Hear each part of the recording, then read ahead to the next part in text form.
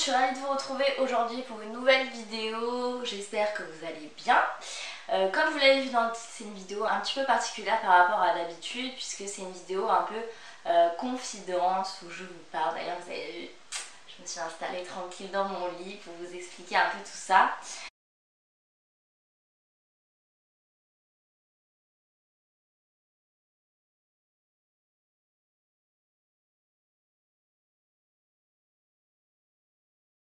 Comme vous le savez, peut-être ou peut-être pas d'ailleurs, j'en avais parlé sur Instagram cet été, j'ai été victime de TCA. Donc les TCA, qu'est-ce que c'est? C'est des troubles du comportement alimentaire, c'est-à-dire boulimie, anorexie, hyperphagie, etc. Donc du coup, comme vous avez été très nombreuses à réagir sur ce post Instagram, je me suis dit que ça pouvait être sympa de vous faire une petite vidéo pour vous raconter un petit peu mon histoire et pour vous expliquer un peu comment éviter de tomber là-dedans et comment essayer de s'en sortir si vous êtes déjà là-dedans. Donc voilà, j'espère que cette vidéo va vous plaire. Je vais essayer de l'organiser en plusieurs parties. Mais comme je suis hyper bordélique et si j'ai eu 3 en philo au bac, c'est pas pour rien. Donc je sais pas si elle va être super structurée. Je vais peut-être balancer tout ce que je pense comme ça sort. Donc voilà, veuillez m'excuser d'avance si c'est un petit peu le bordel. Mais voilà, j'ai envie de vous dire clairement tout ce qui me passe par la tête et comment vous aider éventuellement à vous en sortir, à pas tomber là-dedans et puis vous raconter mon histoire. Donc on commence tout de suite, c'est parti. Donc je vais commencer par vous raconter un petit peu mon histoire en quelques mots. Donc en fait, moi j'ai été victime de boulimie vomitive, donc c'est-à-dire la boulimie vomitive, qu'est-ce que c'est? C'est en fait le fait de faire des crises alimentaires, c'est-à-dire que on va ingurgiter tout ce qu'on trouve sous la main, tout ce qu'on a sous la main, on va manger, mais vraiment sans aucune faim particulière, juste pas. Même pas par gourmandise parce que moi personnellement je prenais même pas de plaisir à ingurgiter toute cette nourriture, c'est je sais pas. On va vraiment se goinfrer tel un petit cochon et une fois qu'on est bien bourré, qu'on peut limite même plus marcher tellement on a l'estomac rempli de bouffe, et j'allais aux toilettes pour me faire vomir. Donc voilà, j'étais victime de boulimie vomitive. Donc ça a démarré à l'âge de 18 ans il me semble. Donc si pour vous raconter un petit peu, j'ai jamais été particulièrement grosse, j'ai toujours été plutôt mince. J'ai jamais eu de problème de poids particulier, mais voilà, j'étais plutôt mince. Mais à 18 ans, donc c'est à l'adolescence et tout, c'est là où on commence à avoir vraiment le corps qui s'est bien formé, etc. Et c'est là que j'ai commencé à avoir des hanches, la taille marquée et la taille fine et les hanches marquées assez larges. Et c'est là que j'ai commencé un peu à faire une psychose là-dessus, à vraiment détester mes poignées d'amour, comme je l'appelais ça. Donc voilà, j'ai commencé à me faire un peu une grosse fixette là-dessus. Et du coup, je me suis dit, tiens, et comme j'aimais vraiment beaucoup manger, je pouvais pas, j'envisageais pas de faire un régime pour moi parce que je pouvais pas me priver, j'avais vraiment pas envie de me priver parce que j'aimais trop manger. Je me suis dit, je vais manger, je vais me faire plaisir, je vais manger mes repas d'habitude et puis je vais essayer de ne pas les garder. Peut-être que du coup je vais perdre un peu et tout. Et donc du coup ça a commencé comme ça. J'ai commencé à faire un goûter comme je faisais tout le temps en rentrant du lycée. Et puis après j'ai culpabilisé, je me suis dit merde putain tu vas prendre ça direct.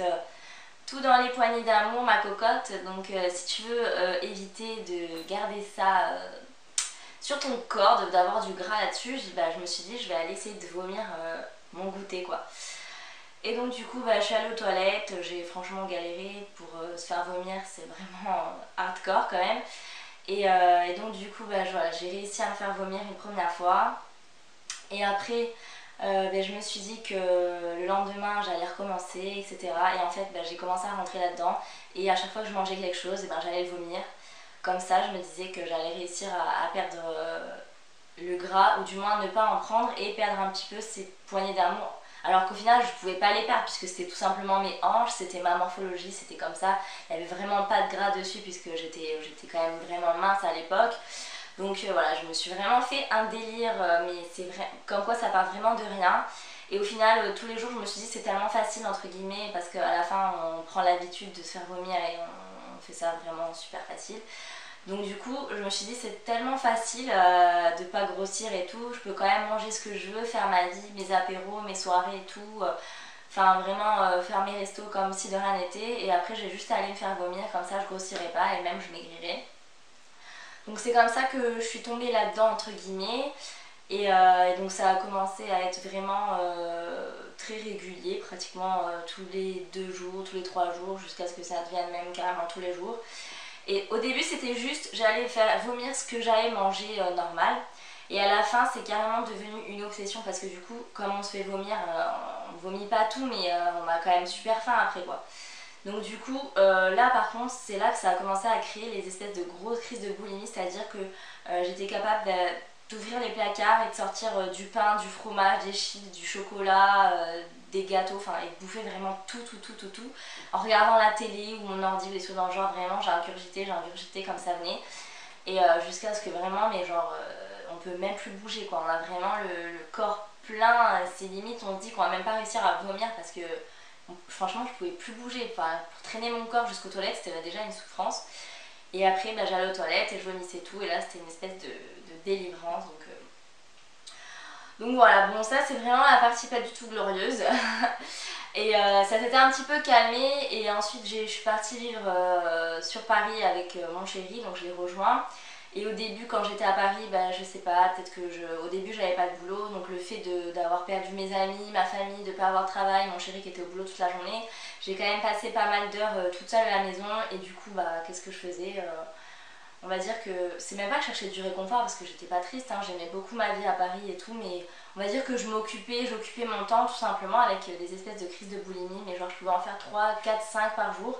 Et c'était vraiment des énormes crises, c'est-à-dire que juste en bas de chez moi j'avais un petit Spar, j'avais un McDo, j'avais une super boulangerie, genre je pouvais partir, je descendais, je faisais le tour du quartier, j'allais m'acheter un menu Big Mac, frites Coca avec des nuggets en plus, j'allais à la boulangerie m'acheter des pains au chocolat, des gâteaux et tout. Je passais par le supermarché, je m'achetais des chips, du pain de mie et du Caprice des Dieux.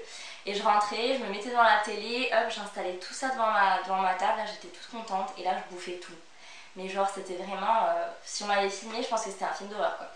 Enfin j'allais tout bouffer et ensuite, ben bim, rebelote les toilettes. Donc c'est vraiment pas du tout glorieuse, c'est pas du tout des moments auxquels je pense régulièrement ou dont je suis fière. J'ai vraiment même honte de ça.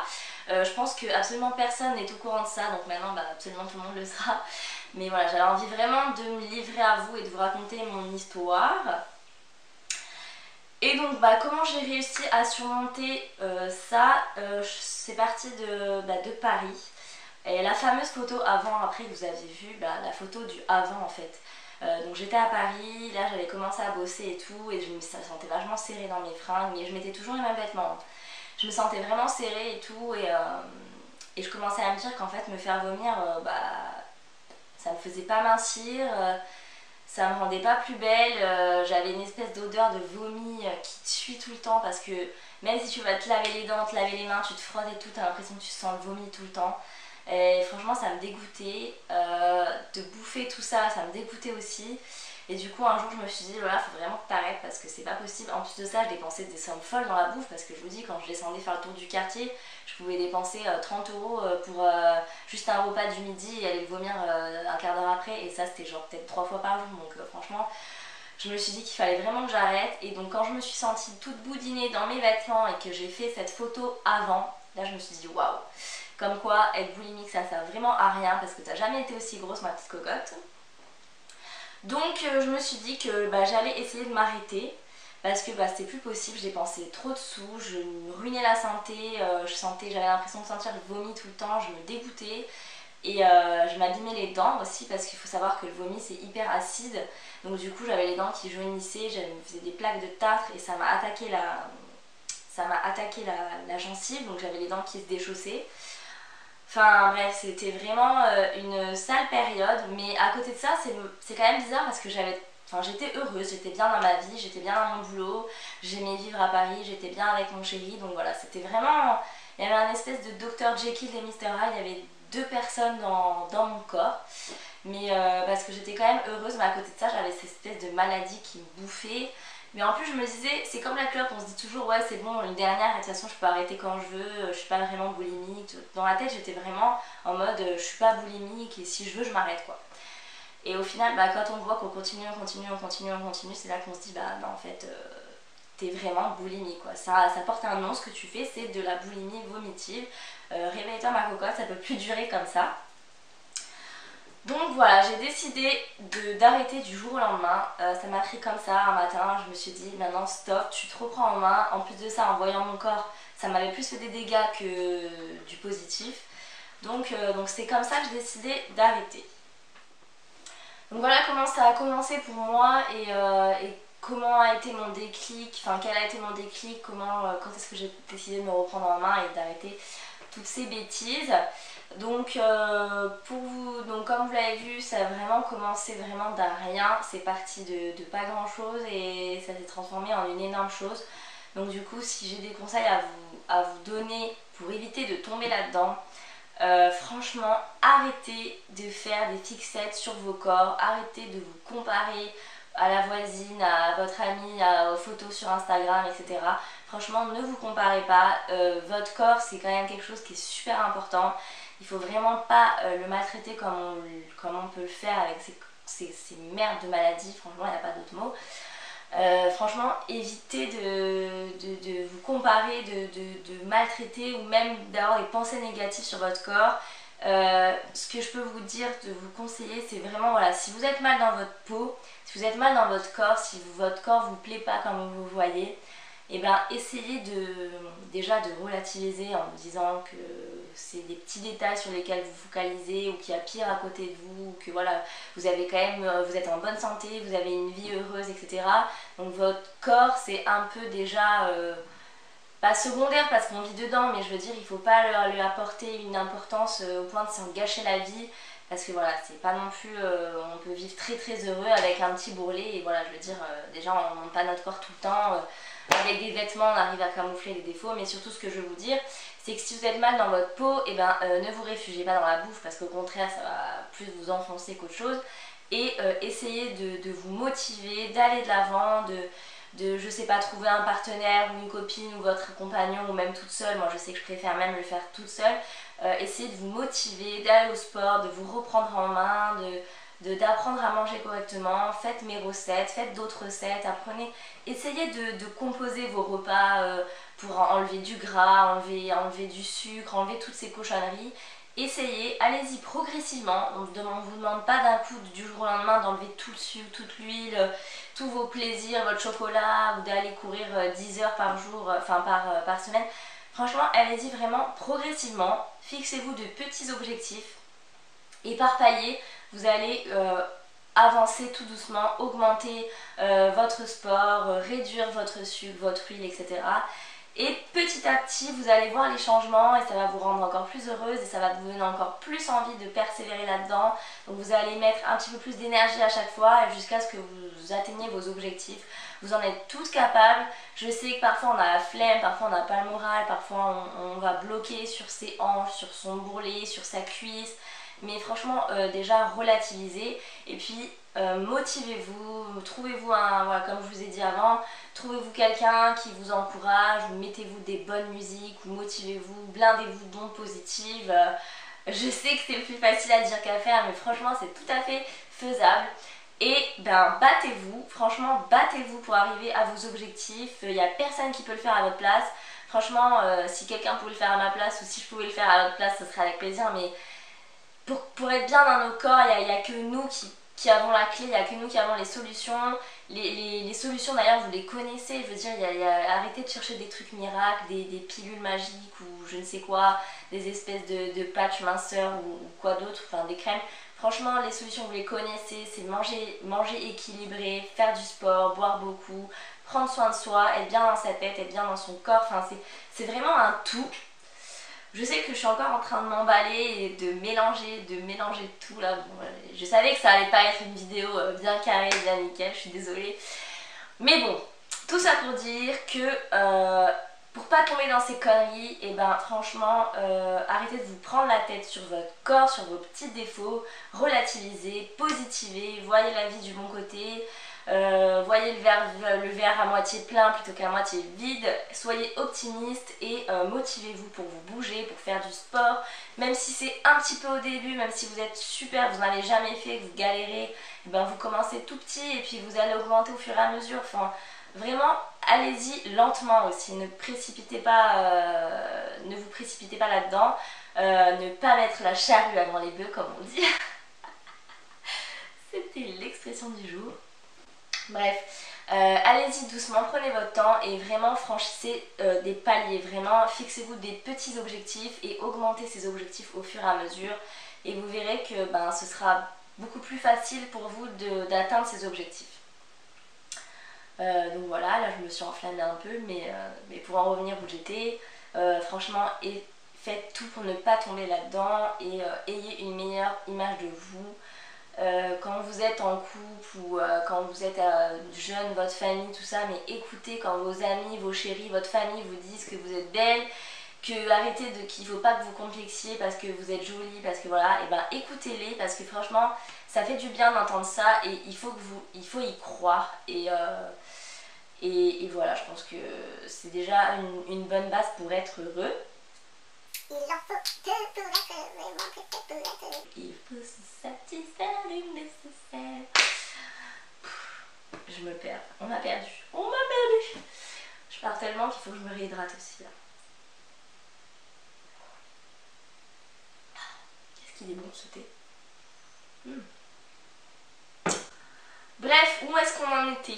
Je vais conclure cette première ou deuxième partie en vous disant croyez en votre réussite, vous aurez déjà fait la moitié du chemin. C'est un proverbe, je pense, qui peut vous servir parce que c'est vraiment ça. Franchement, croyez en vous et motivez-vous et déjà d'avoir confiance en soi, de croire en soi, c'est déjà, comme le proverbe le dit, d'avoir fait la moitié du chemin. Après, il ne vous reste plus qu'à fournir un petit peu d'effort.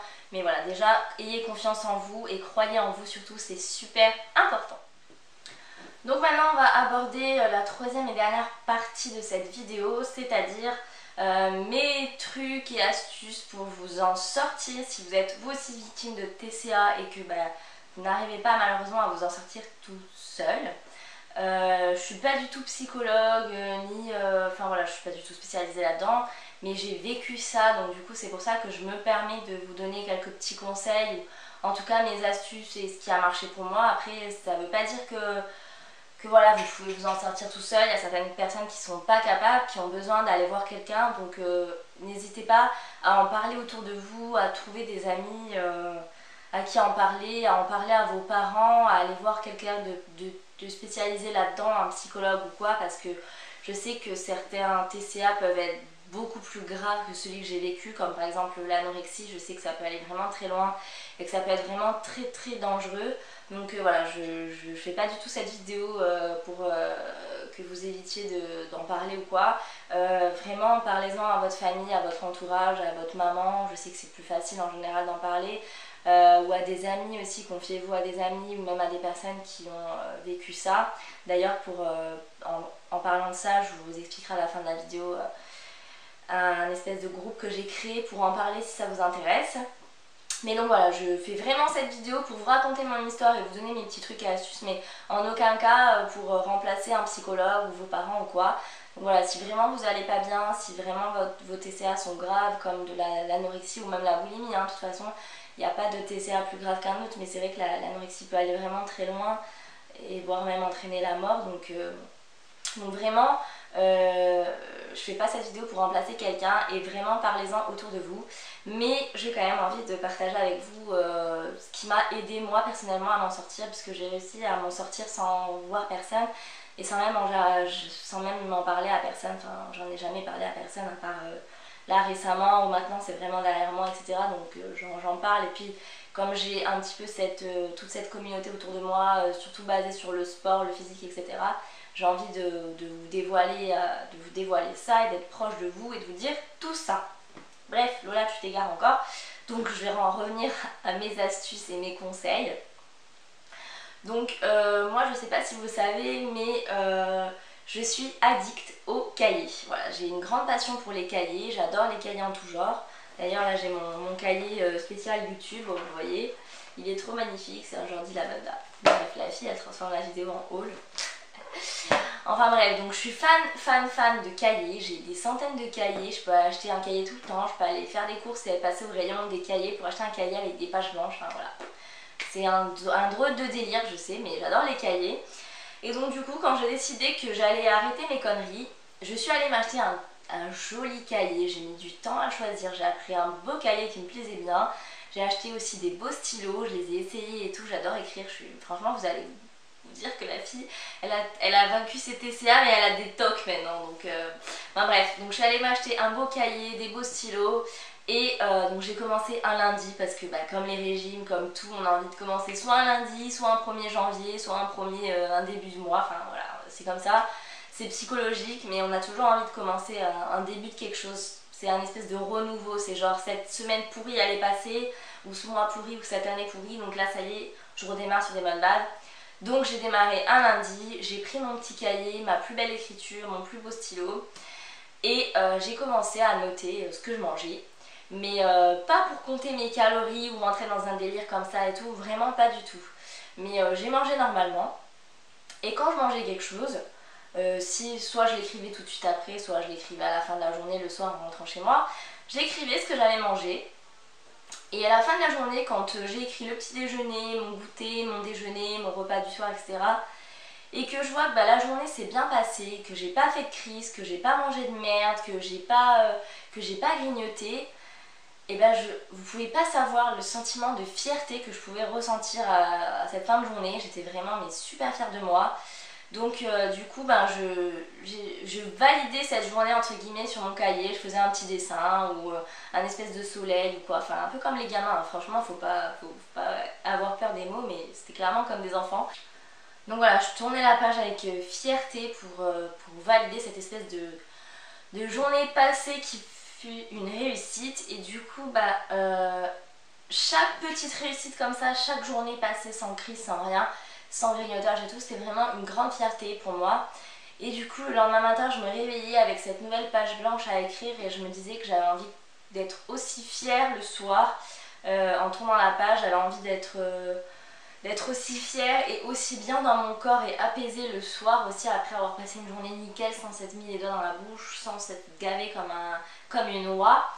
Donc du coup voilà, j'ai commencé avec ce petit cahier et au fur et à mesure en fait je voyais les journées passer et les journées s'enchaîner sans fausse note en fait. Donc bon après c'était arrivé dans les débuts d'avoir peut-être une ou deux crises par semaine. Mais elles étaient vraiment légères parce que je me reprenais en main assez rapidement. Donc c'était du grignotage léger que j'allais quand même vomir. Mais c'était vraiment plus du gavage, vraiment du gros gavage. Donc voilà, c'est grâce à ce petit cahier clairement que je m'en suis sortie pratiquement. En fait, que j'écrivais. Et vraiment, je vous assure que chaque jour quand vous voyez cette page écrite sans fausse note, et ben, c'est vraiment une grande fierté. Et voilà, j'avais envie que tous les jours se ressemblent et tous les jours soient comme ça et que tous les jours je sois fière de moi. Et en plus de ça, et ben, au fur et à mesure, plus les jours passaient, les semaines passaient et plus je voyais que je m'affinais, je fondais. J'avais repris le sport en même temps, je faisais beaucoup de sport. Donc voilà, j'ai commencé comme ça. Et puis en plus de ça, d'un autre côté, je faisais des recherches en fait sur internet et j'ai commencé vraiment à m'intéresser à la nourriture, à l'alimentation. Et en fait, c'est devenu vraiment une passion. Je pouvais passer des heures à regarder des sites, à apprendre un peu les nutriments, les bienfaits, les bénéfices de tel ou tel produit. Pourquoi remplacer telle huile par telle huile, pourquoi manger des amandes, pourquoi manger ci. Enfin, vraiment, j'ai passé des heures et des heures à me renseigner là-dessus, à écrire là-dessus, à apprendre. Vraiment, c'est devenu une espèce de passion. Et du coup, bah, j'ai commencé aussi, j'ai toujours aimé cuisiner. Mais je cuisinais pas forcément des trucs là, je cuisinais surtout des pâtisseries, j'adorais cuisiner des pâtisseries, des gâteaux, des macarons et tout. Et là je me suis dit, vu que tu aimes cuisiner, tu vas en profiter pour apprendre à cuisiner des nouvelles choses, mais à cuisiner d'une nouvelle manière en fait, en enlevant le gras, en enlevant le sucre, en enlevant tout ça, tout ce qui fait que tu as envie d'aller te faire vomir après parce que tu culpabilises. et ben tu vas essayer d'apprendre à cuisiner de manière saine en fait, avec des aliments sains, des produits non transformés, ne pas bouffer des gâteaux industriels mais faire ses propres gâteaux avec que des bonnes choses. Et voilà, en fait, de fil en aiguille, c'est là où j'en suis arrivée aujourd'hui. Quand j'ai commencé aussi mon petit cahier, c'est quand j'ai démarré mon compte Instagram aussi. Donc je me suis dit que j'ai vu pas mal d'entraide en fait. C'était le début un peu des comptes Elsie, etc. Je suivais surtout des américaines au début, il n'y avait pas trop de françaises. Et je me suis dit, bah tiens, moi aussi je vais partager un peu avec tout le monde. Et puis du coup, de partager sur Instagram, ça montrera mes fiertés. Et mes journées aussi sans fausses notes, même si forcément sur Instagram on montre pas tout et voilà. Mais du coup c'est là que j'ai démarré mon Instagram et c'est là que j'ai commencé un peu à changer ma vie, à changer mon mode d'alimentation et voilà, c'est comme ça que j'en suis arrivée où j'en suis aujourd'hui et ça fait maintenant 3 ans que je ne fais plus de crise et que j'ai battu tout ça et que je vais bien dans mon corps, que je m'accepte telle que je suis, alors même si j'aimerais être plus mince, plus musclée, plus dessinée, surtout pas plus mince mais plus dessinée et plus musclée, ça c'est vraiment du secondaire. Après en termes d'apparence, voilà, je suis bien dans ma peau, je suis bien dans mon corps, je m'accepte telle que je suis, avec mes petits poignets d'amour, avec mes cuisses, avec mes bras, enfin voilà, je me prends comme je suis, j'arrête de tout le temps dévaloriser, surtout c'est très important de ne pas se dévaloriser tout le temps, limite faites-vous des compliments. Et une chose qui m'a énormément aidée aussi avec l'acceptation et la confiance en moi, c'est beaucoup mon Instagram, mon compte Instagram, les réseaux sociaux et vous en fait. Vous m'avez vraiment aidé à achever un peu ce processus de guérison qui fait que aujourd'hui je vais vraiment super bien.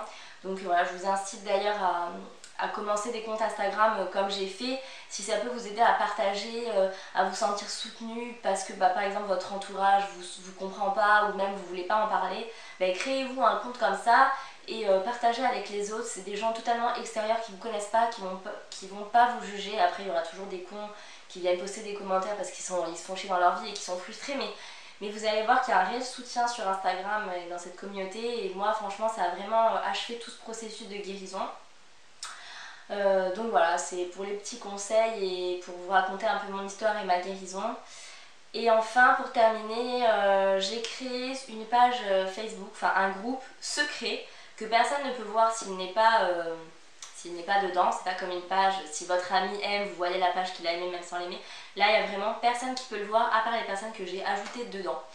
Donc sur ce groupe Facebook, en fait, il n'y a que des personnes atteintes de TCA, que ce soit de la boulimie, de l'anorexie, de l'hyperphagie, il y a vraiment toutes sortes de TCA et les filles en fait partagent un petit peu leur expérience, racontent si elles sont sur le point de craquer, elles en parlent ou si elles cherchent un espèce de réconfort. Donc voilà, si vous voulez en faire partie, je vous invite à m'envoyer un mail dans l'adresse mail que je mettrai dans la barre d'infos parce qu'il faut que je la crée. Donc voilà, je mettrai l'adresse dans la barre d'infos. Vous m'envoyez un mail avec votre adresse mail pour que je puisse vous ajouter, parce que pour vous ajouter sur le groupe, c'est uniquement avec une adresse mail valide. Donc voilà, je vous ajouterai dans le groupe. Ah oui, c'est même mieux. C'est avec l'adresse mail avec laquelle vous vous connectez à Facebook. Voilà, c'est très important. Donc voilà, il faut que vous m'envoyiez votre adresse mail avec laquelle vous vous connectez pour que je puisse vous rajouter au groupe. Moi de mon côté j'essaierai d'y aller au moins 2 fois par semaine sur cette adresse mail pour vous ajouter au fur et à mesure parce que je pense que je vais recevoir beaucoup de messages.